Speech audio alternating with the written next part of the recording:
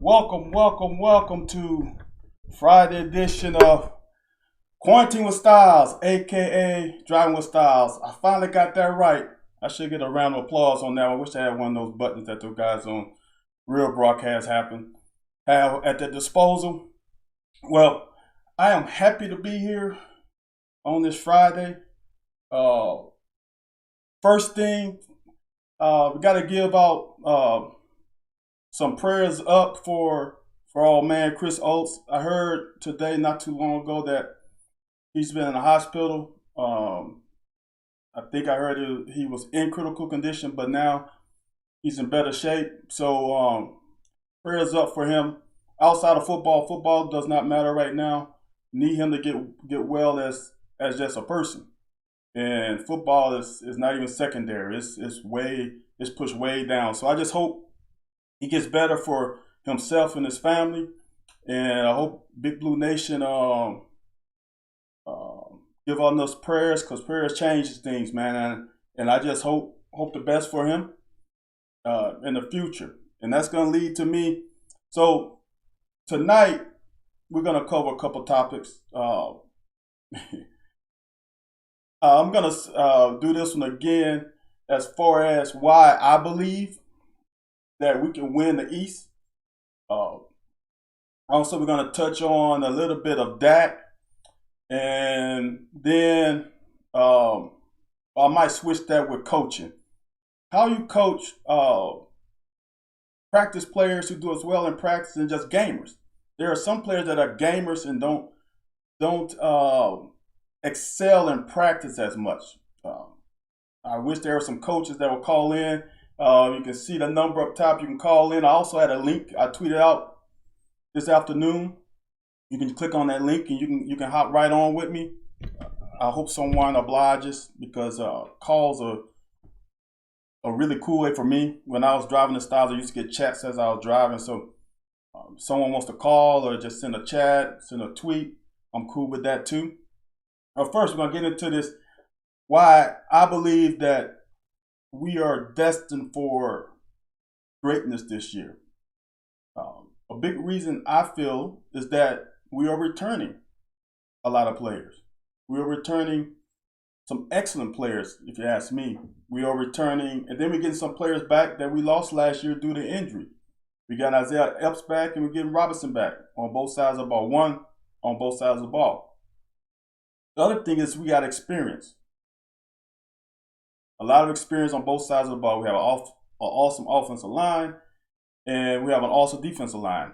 Getting Phil Hoskins back really helps really shores up that D line. But we also have some young guys who are coming up who should excel at the D line. Linebackers are still one of our strengths, even though we are probably going to lose Oates this year.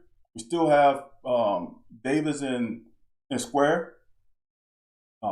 Moving Pascal down to the front three shows that Coach Stoops and Coach White are very comfortable with our linebackers, with Jordan Wright, Weaver, Boogie, which is a good thing. And then moving Carey inside linebacker will help us with our problem of losing Oates. And of course, the biggest key is getting Terry Wilson back. I think our wide receiving crew is going to surprise people, just like I said they was going to surprise last year. I think they're going to surprise a lot of people. But the most important thing to me is the conference. To me, isn't that strong. And I shouldn't say isn't that strong. You know what? That's a slap in the face. I should slap myself for saying that. We have closed the gap tremendously.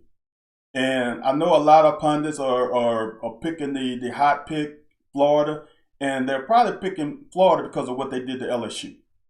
Florida had a really good game against LSU, and I think that's clouding a lot of people's judgment.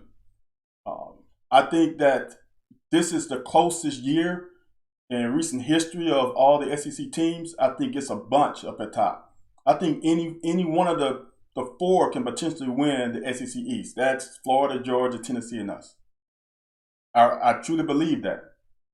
And I believe that because of this. Should I begin? No, I'm going to end with Florida. Georgia lost a lot. Their O-line is going to be good. Their defense is going to be pretty good. But losing Swift, I don't care who is the next guy up, it's going to be hard filling his shoes. On top of that, I know people feel like Fromm had a bad year, but you have to remember what he had coming back at the receiver core. They were young, they were inexperienced, he had some injuries, and I think that affected him.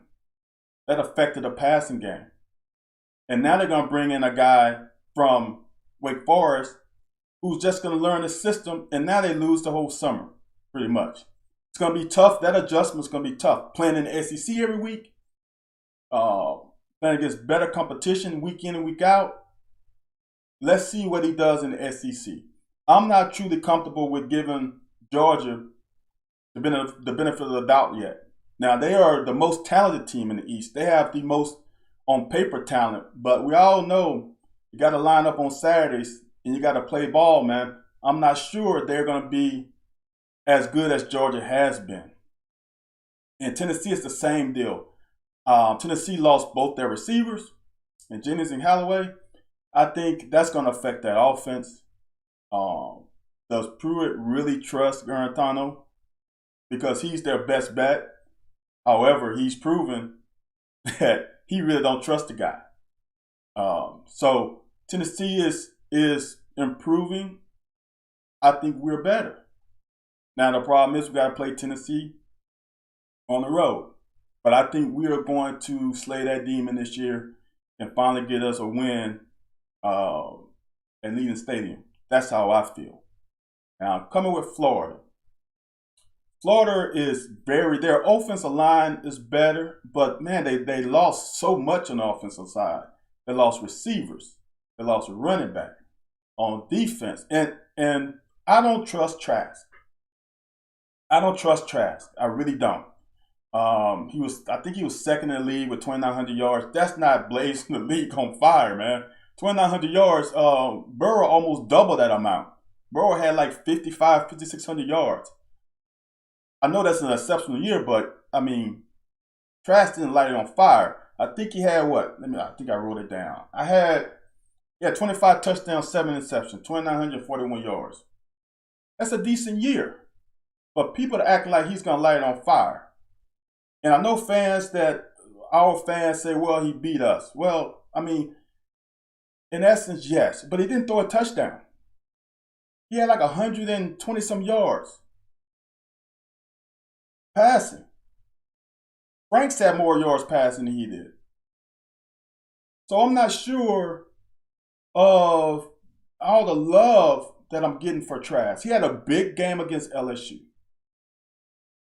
He had a big game against lesser opponents. But I feel like with what happens, and I've said this many times, what happens is no one had tape on him. No one knew how Mullins was going to use his skill set.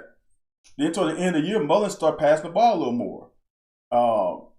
No defensive coordinator was able to gain any traction on tendencies with Mullins and Trask, which is going to be different this year. They're going to have a whole slew of games to look back on next year to get the idea of how Mullins is probably going to use Trask this year. That's the difference. And on defense, man, they lost both of their defense ends, both their pass rushers. They lost both corners. They're very young at linebacker. They got to fill the shoes of the two defensive ends. It's going to be an interesting year. Now, the good thing about it is we faced them second game of the year. That's a positive for us because we have experience, especially going through this pandemic. This is a chance that we can use that as an advantage. The other thing is we have confidence that we can go into the swamp and win because we just did it 2 years ago. In the last 3 years, we have handled Florida. We have done well. When we faced them at home in 2017, we should have beat them. We left 2 wide receivers uncovered for touchdowns. We lost by a point. And the ref called a bogus holding call, and we was about to kick a field goal to win that game. Then we win in Florida. Then we all know what happened last year. So the talent gap between us and Florida has decreased. And like I've said many times, Mullins is working magic at Florida. Florida roster isn't what it used to be. They are not keeping as many in-state guys that they used to. If you go to any of the recruiting sites and look at the top 10 to 15 players out of Florida, a lot of them not staying in Florida. That wasn't happening under Spurrier. So things are a little different. I think this is our year to shock the world. And you add on to that, Coach Stoops his belt got a few more notches on it with experience. That always helps because now he knows how to adjust during a game. People don't understand. Being a coordinator is totally different than being a coach when the decision making is solely on you. Some of these decisions are split-second decisions. You got to make that right on the spot. Now I know he's confident in making those decisions. And I, like I said before, I see us going 11-1. I will not bite on that. I'm not going to change it. I'm hardened on that number. For me, I think the game we potentially lose is Auburn. And Auburn has some issues too. They lost their D-line. They're young. But playing in Sanford Stadium at night, which I feel like this is going to be a night game. Because we should be undefeated going there. I have us undefeated going there. I'm sure that's going to be that ESPN 7 o'clock game. So playing that night game at Sanford Stadium is a beast. I played there on Thursday night. I think it was my sophomore, junior year. Can't remember. Probably my junior year. And it was rocking. So I feel like that's a tough road. These guys have never played there, unfamiliar territory. That's a potential loss for us. Now, I got 15 minutes. Let's go with this real quick. Don't know if any coaches out there, give me a call. See if you can, at the number below 415-762-9988. Meet number 647-696-9337. Or you can click on the link that I sent out earlier today. Practice players versus gamers. How do you decide what coaching philosophies do you have for that? That's a tough one for me because personally, I'm more of a gamer. Now, I'm not a horrible practice player, or I wasn't a horrible practice player, but I definitely wasn't a great one. Not even close. And this goes back to high school. I was good. I was average, probably a little bit above average. But when we stepped across those lines on Friday night or on Saturday night, I changed. I don't know what it was, focus, whatever. But I was a gamer, and that's in all sports. I'll never forget in track, and as you guys watch me enough, track is my sport. In track, I was a 6'8" high jumper. So in track, I did high jump, triple jump, hurdles, and mile relay. And if you know in track, the way the events run, usually my high jump and my hurdles overlap, and it's tough. So I was a 6'8" high jumper, and my coach was paranoid because I never came in until 6 feet. I'm like, Coach, look, I only got a couple jumps in me because I got to do hurdles. Then after hurdles, I got triple jump. Then I got to save myself for the mile relay. He was like, well, why don't you come in at 5'6"? I'm like, Coach, that's a wasted jump. Why would I waste a jump at 5'6", what I was making in middle school, and do it now? But then he never had the confidence because in practice, I could barely make 6 feet. I mean, I had trouble. But that's also after workout and doing all the other things I had to do with hurdles and triple and long. I had to practice long sometimes in case of an injury. So in practice, I never did well. But in meets, I never jumped under 6'4". And most of the time I jumped 6'6". So I was a gamer. And the same thing in practice. I was a pure gamer. And I don't know how coaches, how do you decide how many games does a guy have to perform well in for you to begin to trust him? Does he have to play a whole season? But how do you know if you're not giving him the chance? When do you give a guy who's a gamer a chance? I know I talked to some of my old teammates about that, and a problem I know we had as specifically a secondary is our coach was big on practice, and if you didn't have a good practice, you had some bad practices. You did not. You definitely didn't start. You might not get too much playing time.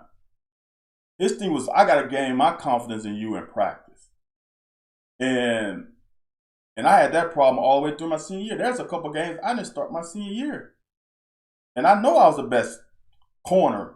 I'm gonna say I'm the best DB in the room, but I was definitely the best corner, in my opinion. And I hope the other guys thought they were too. But that's because that's how corners think. You don't know what corner. We are a little brash. We can be, and so. But on Saturdays, I perform. So how do you, as a coach, decide when is that? What's the? He's a gamer. I'm not gonna worry about it in practice. As long as he knows what to do, where to be, and if he just let things, he gets burnt a couple times on defense, throw a couple interceptions on offense. How do you decide? Okay, I got a caller coming on. 1 second. Hey, welcome to Quarantine with Styles. How you doing?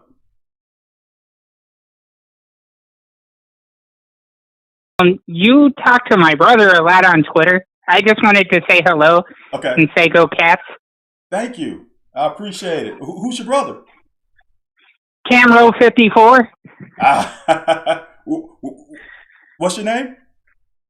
My name is Valen. Thank you for calling. I appreciate it. Not a problem. And I wanted to let you know too. I don't see them going less than 9-3 next year because I think that Drake Jackson, Landon Young, and Darian Kennard are going to all three be on the All American team or at least first team All SEC. And then I think that Cavassier Smoke and I think Josh Ali are both going to be all SEC players for us next year. You are a very smart lady. You are much better than your brother. I tell you that. Well, and I just want you to also use this platform. Will you please, if you are a praying man, pray for Christopher Oates' family right now? I don't know the situation, but there is a lot going on. Exactly. I the same thing. I definitely second that one because I'm praying that he just makes it outside of football. If he doesn't play another down for us, Me too. get him healthy. Yes, sir. Thank you. Thanks for I the will call. hang up and listen. Thanks for the call. I appreciate it. So as I was saying with the coaches, how I wish I had a coach to call in to say, because I did coach a basketball team and I had a couple gamers, but I got that during practice. I had an idea of who was what, and I had some really good practice players, but when the lights came on, they didn't perform as well, and I knew who they were. And what I did was I was big on practice. So I had to prove to them, had to show them. You also got to play on games too. You just can't be the best practice player. You got to perform on game day. And I filmed games and I showed them like, this guy's just doing better in games. And that's where you're going to lose your starting spot.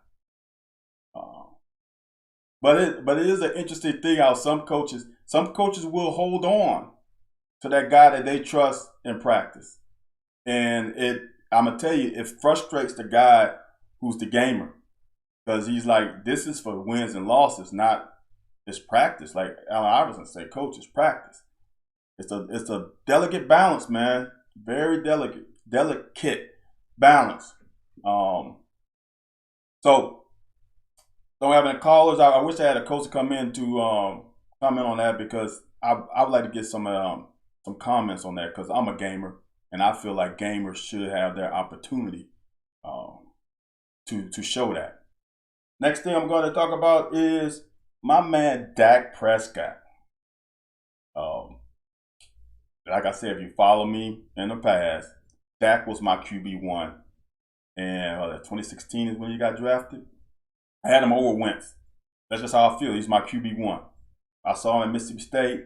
I knew what he could do. I was very confident with that pick. Now, this is what bothers me about this contract deal. It's very interesting to me how usually in this as fans, we usually side with the owners and not the players. It's the most interesting thing that happens in sports. It's amazing that since the players' contract numbers are I guess publicized and we don't know how much the owners make, so to speak, that we feel like they shouldn't make that much money or they shouldn't make as much as they're making or et cetera, et cetera.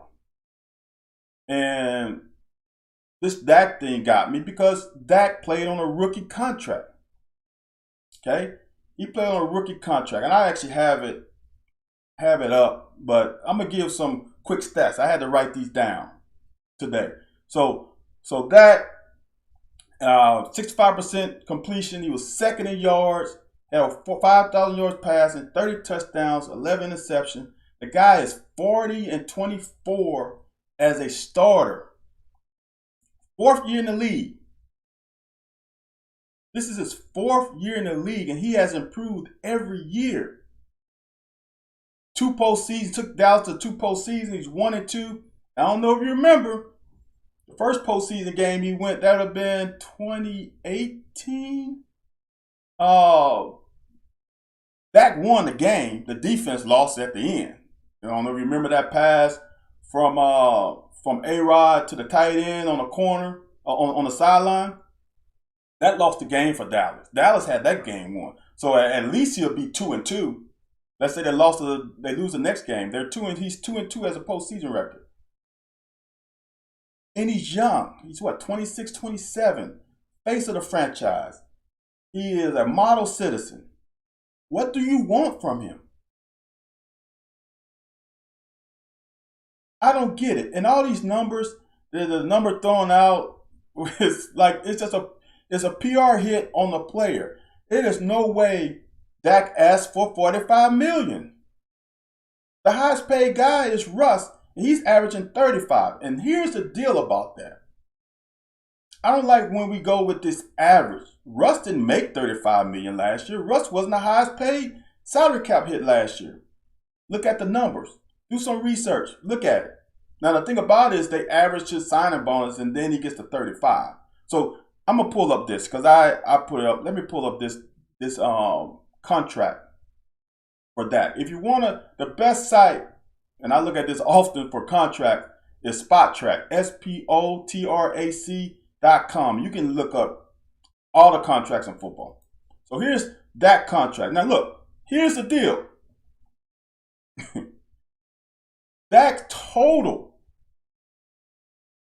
while being at Dallas is a little under $5 million. Now, I sent a tweet out earlier with Ed Warner, and he made the perfect statements. Usually guys, star quarterbacks, franchise quarterbacks, like Dak is, they don't get to that 4th year. They don't get to the 4th. They've signed a 4-year extension. Okay? But what Dallas wants is Dak to sign a 5-year contract now, which will put them at 9. Dak doesn't want that. Dak doesn't want that because it's simple. He wants to get paid again.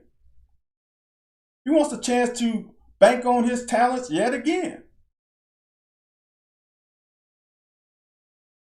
And I don't understand why you won't give him the 4-year contract. The holdup has been, I stated this in March, I stated this before March. The holdup in this contract is the length of the contract, not the money. It's the length. It's 4 years over 5. Dak wants, I said this on the locker, Tuesdays and Thursdays, 9 to 10 with my man A. White.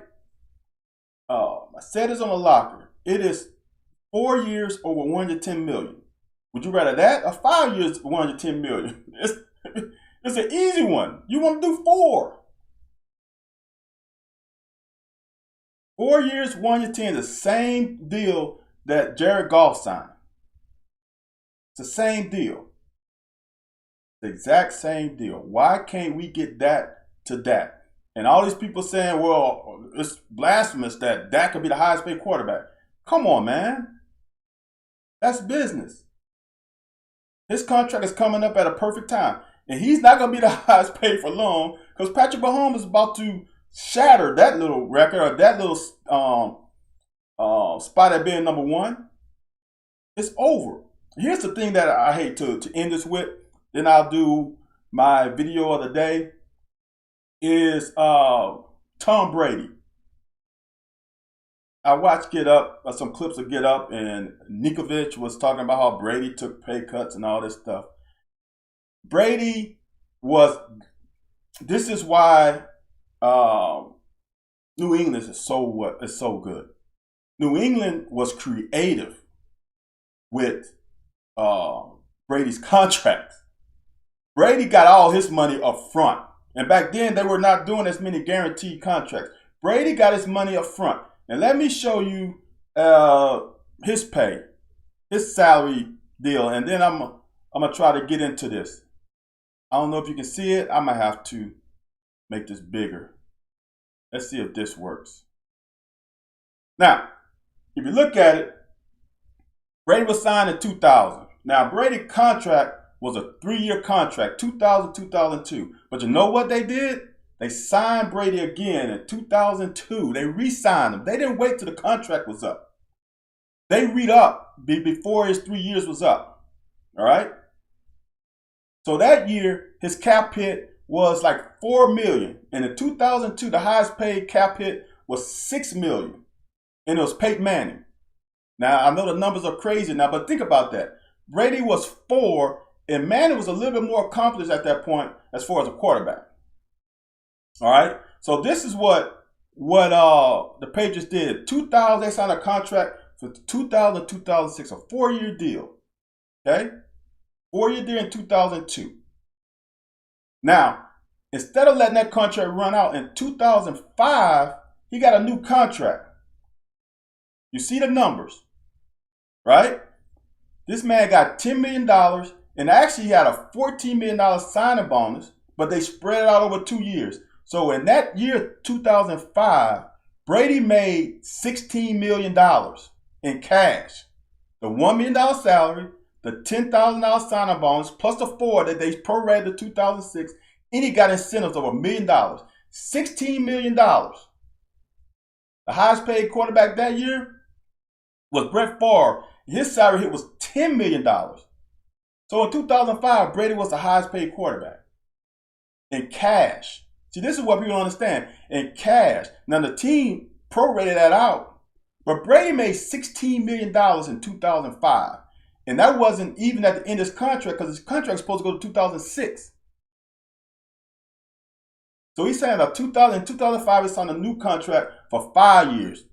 All right? That's supposed to go to 2010. See the 2010 number. He signed a new contract in 2010. Now he got $6 million signing bonus, but he got actually 10. He got $16 million. They prorated it. That's how you save your team your cap space. They prorated, and he got a $3 million signing bonus. In 2010, Brady made $26 million in cash. 26 cash in hand. The highest salary cap hit that year was $24 million. He was one of the top paid quarterbacks in cash that year. So a lot of people are going to say Brady was never the top paid quarterback. Well, if you dig in the numbers, he's right up there. Now, there's other quarterbacks who were doing the same thing.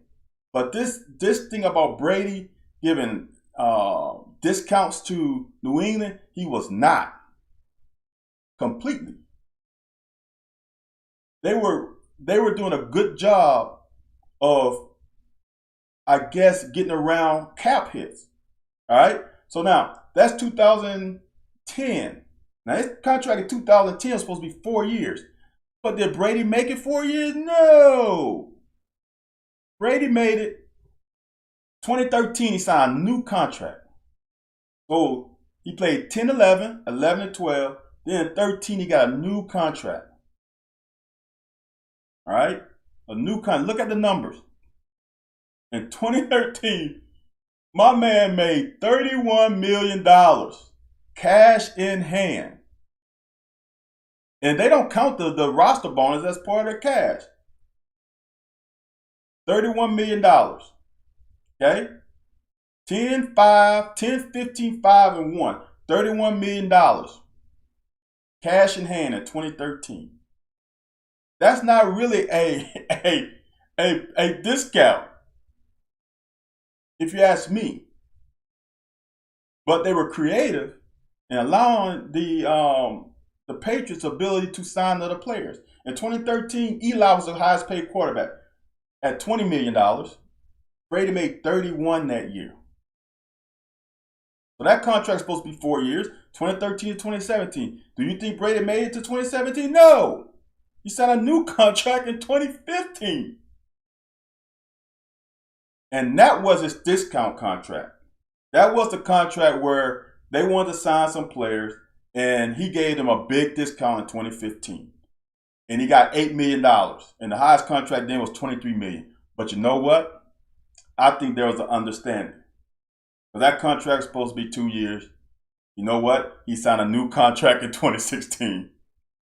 He signed a new contract in 2016. You look at the $14 million. There was a signing bonus. He made $28 million. $28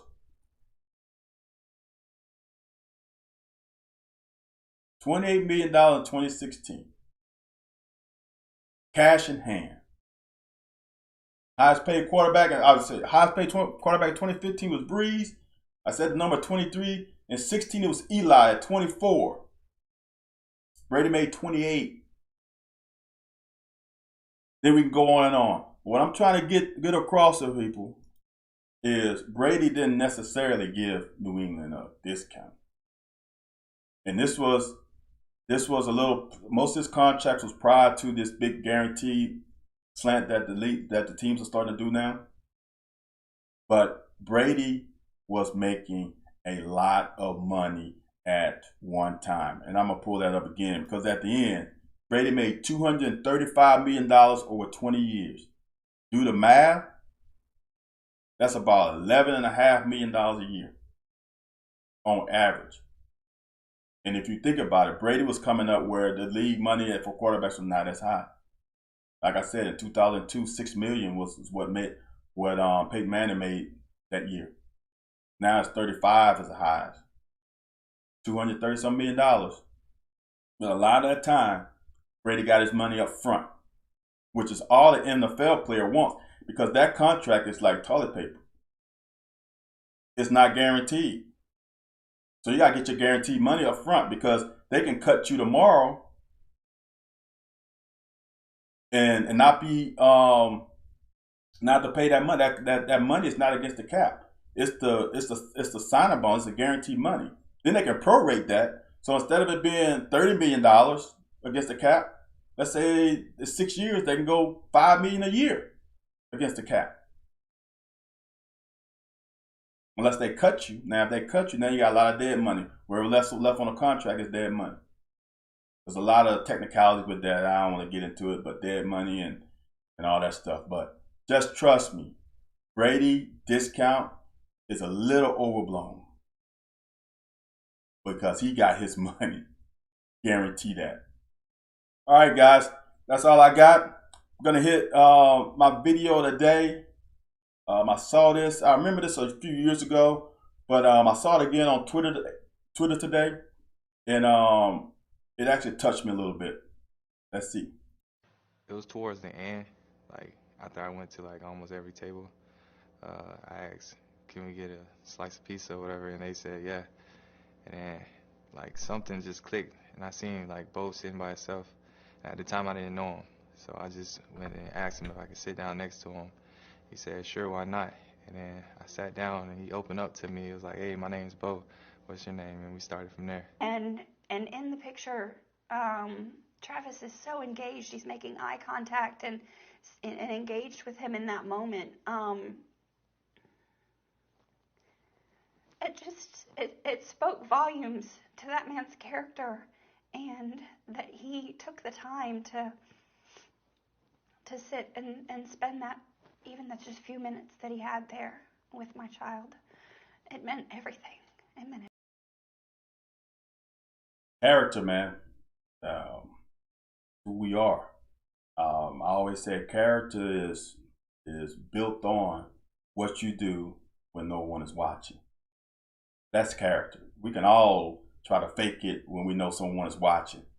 But when you do stuff that touches people's lives, when people are not necessarily watching you, is character. All right, guys. I appreciate you watching. Thank the call. I got one caller. Woo-hoo-hoo-hoo. Got one caller. You guys have a good weekend. I'll see you guys on Monday. Have a blessed weekend and pray. And everybody, please pray for Chris Oates.